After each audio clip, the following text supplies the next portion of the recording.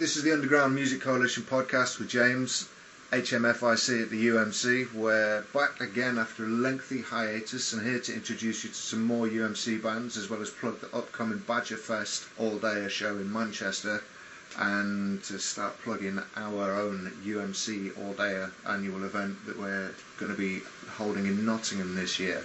So, to get things underway with this second generation of the UMC podcast, we've got Paul Hayward from Obzidian joining us today. Hello. We are going to chat to them about their origins, listen to some of their tracks, and a little bit of a chat about what they got coming up in the future. So, Paul. Hey, man. How you doing? It's good to have you here. Yeah, not too bad, man. I'm good. Excellent. Right. So, I'm just looking on your press release that you guys sent me. It looks like you've been together for a little while. Yeah.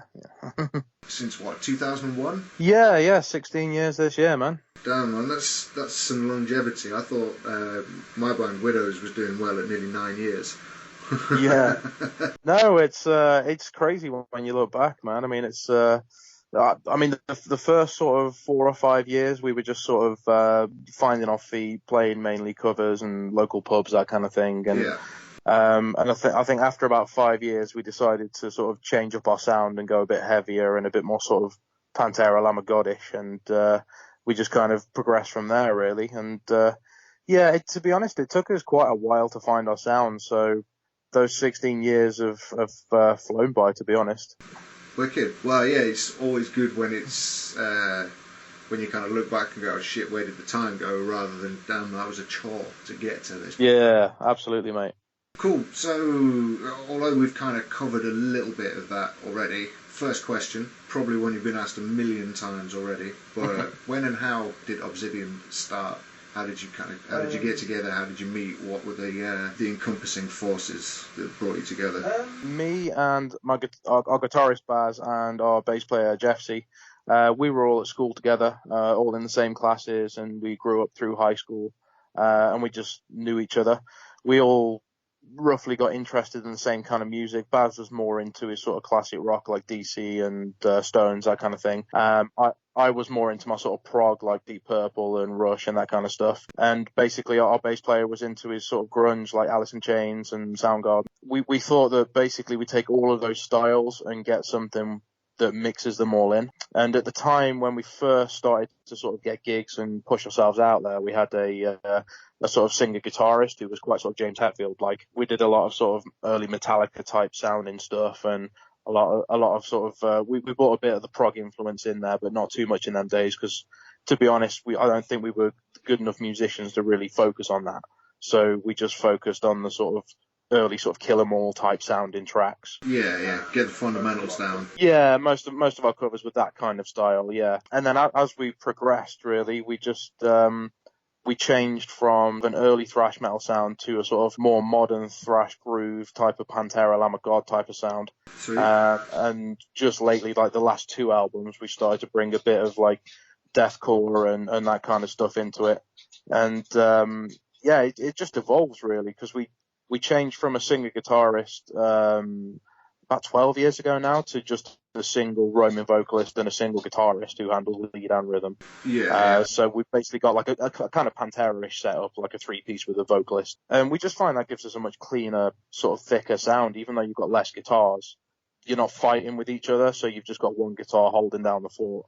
And then it gives the bass player a lot more sort of free roam to do what he wants and really fill in that bottom end. So we just found that kind of sound that we wanted, but it just took us a long time to get there, really. I think so maybe like 6 years we've really been focusing on the sound that we found, and it took us the first sort of 9 years to find the sound that we wanted to concentrate on. Right, so I noticed you've recorded at least 3 or maybe 4 albums. How many releases have you got so far? We've got 3 official releases. Yeah. Obliteration Process, which was last November, I think we released that. Yeah. And then we got Concrete Psychosis, which I think was 2012. And then we got 2010, I think it was, for Damned Eternal. Mm-hmm. And Damned Eternal was our much more sort of experimental, progressive sort of concept album type thing.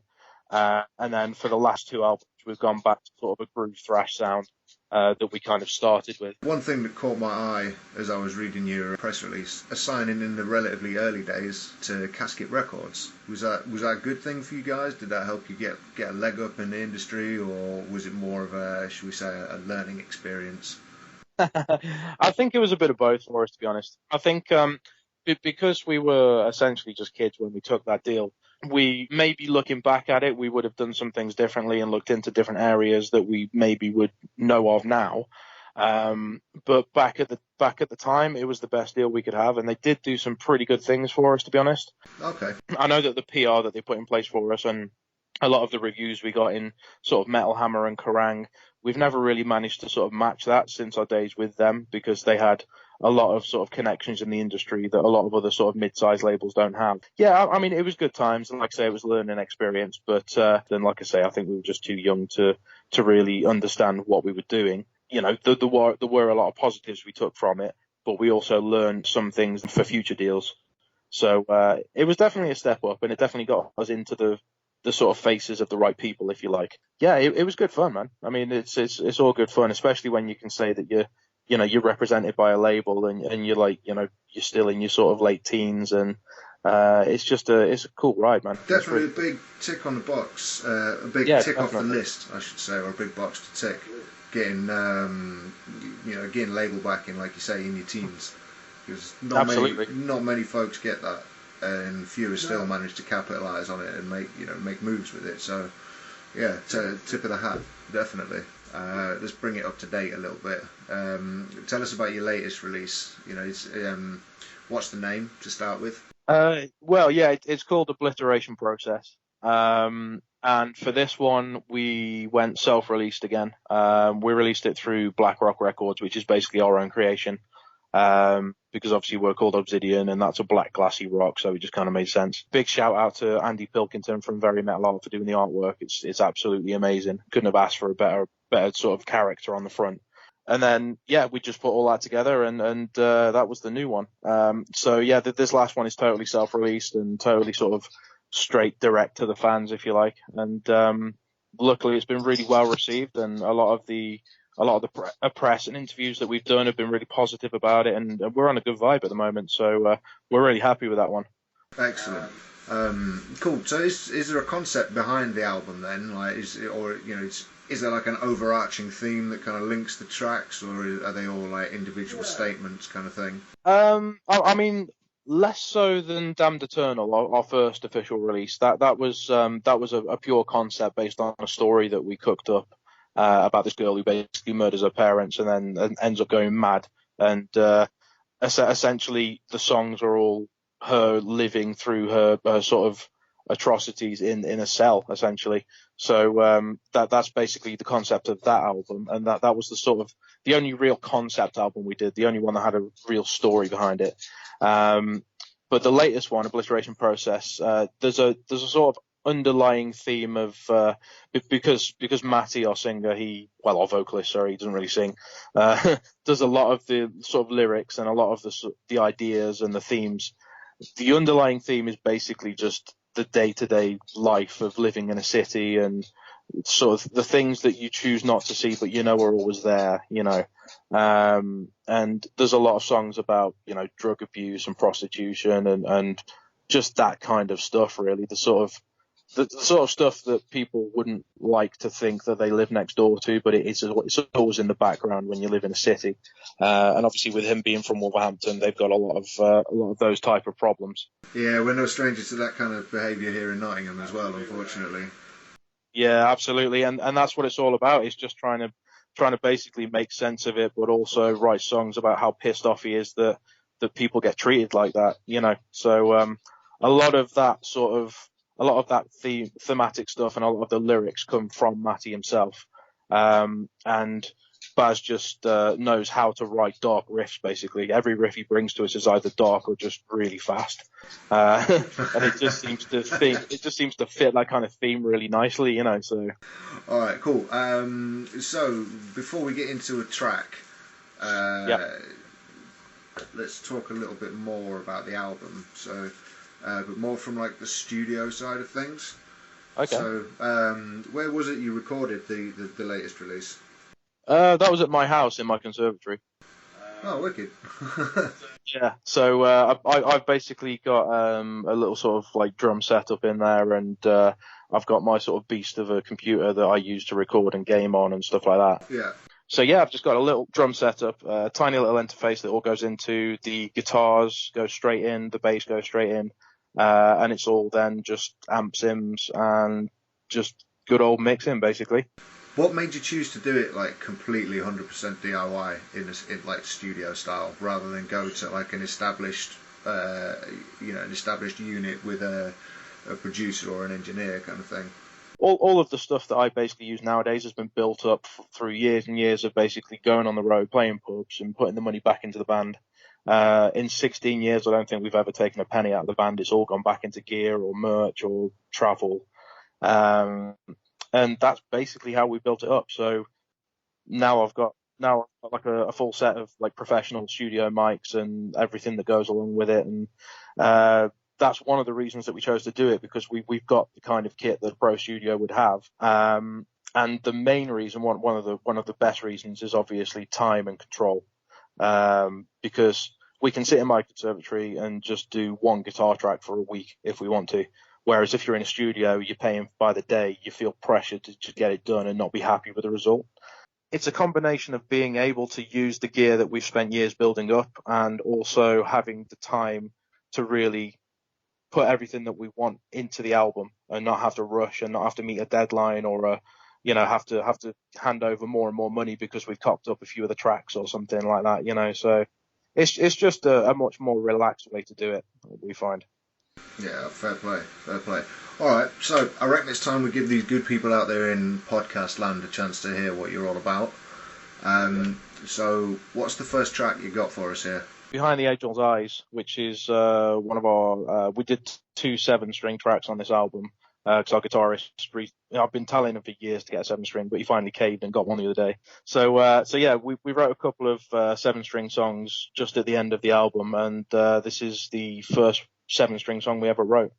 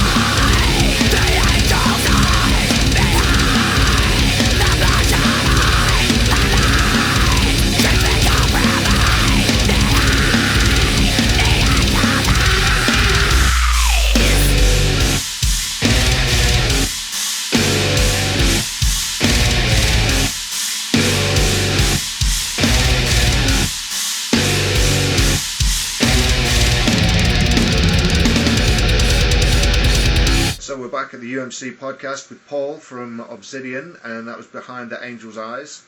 So we're going to crack on with a couple more questions. Right, we've talked about the music, videos. Do you have any videos out at the moment, and where can we see them? We do. We've got a couple. Like, again, you're going to hear this name mentioned a lot by me, but Andy Pilkington from Very Metal Art is probably the guy to go to when you want a lyric video or an abstract sort of half video, half lyric video. I've seen a lot of massive bands like Anthrax and that kind of level that have got videos that are nowhere near as good as what this guy can do. Yeah, so we've got a video for Sins Hero Purified, which is actually the single off Obliteration Process. That's on our YouTube channel. We've also got a video for the single off the previous album, which is Their Legacy Has Failed. That's also on our YouTube channel. And then we've got a few other videos. We've got like a guitar playthrough of one of the tracks off the new album. We've got a drum playthrough of one of the tracks off the previous album. And then we've just got a sort of album teaser, which I made myself basically, and it's just a sort of 1 minute snip of like each track just to kind of show you what's on the album. That was basically made in the run up to the album, but I've just kept it on there because it gives you a good glimpse of all the tracks on the album. All right, so we're going to get onto another track because we've taken quite a while to get into the music, so let's crack on with another track from you guys. The second one that I've got on the list here is Beaten into Submission. That's right, yeah. Is that right, yeah? So tell us a little about that before we get into it. I mean, as far as the theme of the track goes, I think it's just about us trying to fight against, governments and not just governments, but anybody who chooses to try and keep you down. And it's just about the constant fight, the daily fight to try and keep your head above water and just fight off those kind of negative forces and just break free, essentially. Sweet. Okay, so this is Beaten into Submission by Obzidian.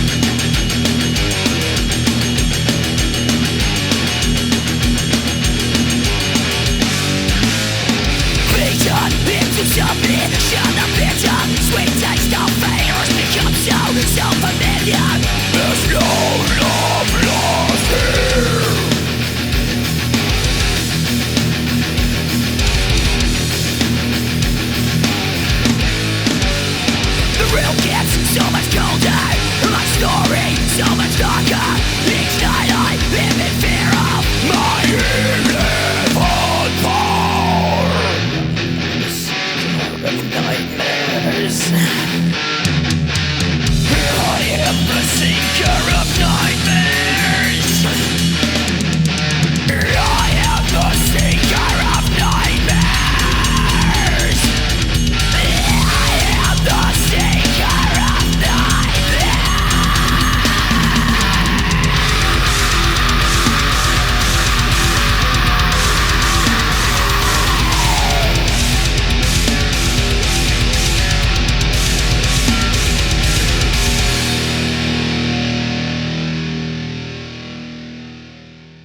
so we're back on the UMC Podcast. I'm James and I'm here with Paul Hayward from Obzidian. That last track was beaten into submission.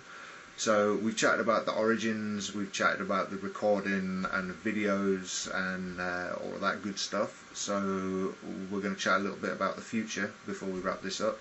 So before we get into what you've got planned for like the rest of the year and into 2018, what for Obzidian has been the biggest achievement for you guys as a band so far? So I think one of the biggest things, definitely the biggest thing for me, and I know the other guys in the band, is we were recently announced for Hammerfest next year, so Hammerfest 2018. Nice. And yeah, I mean that's a festival that I think we have spent 5-ish years going to, and obviously as punters, you go into these things and you see the bands that you love playing these massive stages, and you go back to the caravan afterwards and have a few beers, and you're just saying, wouldn't it be awesome to play them stages? And wouldn't it be awesome to just chill backstage with those bands and have a fucking whiskey and have a chat about things, you know? And now it's finally going to happen. So we're really, really appreciative and really proud of that. You know, any good summer stuff going on, and then anything good going on towards the end of the year and sort of further on into 2018? Yeah, we've got some good stuff coming up actually. In June we're quite busy. We've got another gig at the Cellar Bar that I've just mentioned in Stafford coming up very soon. And then we're back up in Manchester at the Fuel Cafe the day after. And then the week after that we've got a gig with Metaprism and Gravel at the Arches in Coventry, which we're really looking forward to because I've been a fan of Gravel for a long time, and they're a great band. And then the day after we play that, we've got Pentrafest up in sort of around Wrexham area. So that should be a nice little festival. It's an up and coming festival, that one, but it looks really, really good, and the lineup's always amazing every year. And then in July we've got Lowstock, which is sort of Cheshire, and that's run by Joe Emery, who does a lot for the sort of Staffordshire and Stoke scene. So yeah, that'll be really, really good to sort of meet with the guys who run Promethean Promotions and actually, you know, put a face to the name, if you like. And that's another sort of up and coming festival that's almost local to us. So that'll be a nice one. And then we've got later in the year, we've got various shows. We've got the Wheat Sheaf down in Oxford, which is a new one for us. So it'd be nice to break some new ground and get down south a bit, because previously, apart from Oxford, the only place we've ever played like lower than Stafford is essentially Reading, and that was the other week, and really enjoyed that, to be fair. But yeah, hopefully we're just trying to get into more areas, spread our wings a bit more, hopefully get into Europe and do a bit of a tour around sort of Eastern and Central Europe. And yeah, I know we've got a show coming up in Edinburgh that we are announcing soon, so that'll be again another sort of new place that we get into, and probably Newcastle in the same weekend as well. So that's another new ground. So I think there's going to be a lot of breaking new ground and a lot of new faces this year and the start of next year. And then obviously next year we've got Hammerfest already booked, and hopefully we'll get a lot more big festival slots coming through because of that and alongside that. So yeah, that's the aim for next year really, is bigger festival slots, getting out to more places and just reaching more people, which is what we've always done, to be fair. So yeah, so that's a fantastic list of gigs that you've got lined up. But obviously, part of the reason we're doing this is to promote Badgerfest, absolutely, which is going on up in Manchester. Yeah. So whereabouts are you guys on the bill? We are actually opening it, so we're first on. But we basically we kind of got in there a bit late. We know John from Impervatus, and obviously the sort of local scene. It must have been fate or something, but basically a band dropped out and he asked us to open it. So we were like, hell yeah, you know, we'll kick it off with a bang and get everybody started, you know. So yeah, Badgerfest, as it happens, is on the 30th of September, which is the same day we're planning our UMC All Day down in Nottingham. So you're going to have a good fucking choice of metal wherever you are in the Midlands or in the Northwest on that day. So you guys all looking forward to that. All the guys on the bill looking forward to it, no doubt. Yeah, absolutely. We're going to be having some more folks from the lineup coming in future podcasts and having a similar sort of chat. But for now, we're going to wind things up with the final track from Obzidian. So thanks a lot, Paul, for getting in touch tonight and having a chat with us and telling us all about the band. And so what's the final track you've got for us? Yeah, this one is Sins Here Are Purified. It's the single, which we released about a couple of months after the album came out. We're due to release another one probably at the end of the summer. So this is our first single. The video is on YouTube. We play it at every show, and it's a proper little groovy number, and it's Sins Here Are Purified. Wicked. So we're going to play you out, and we'll see you next time.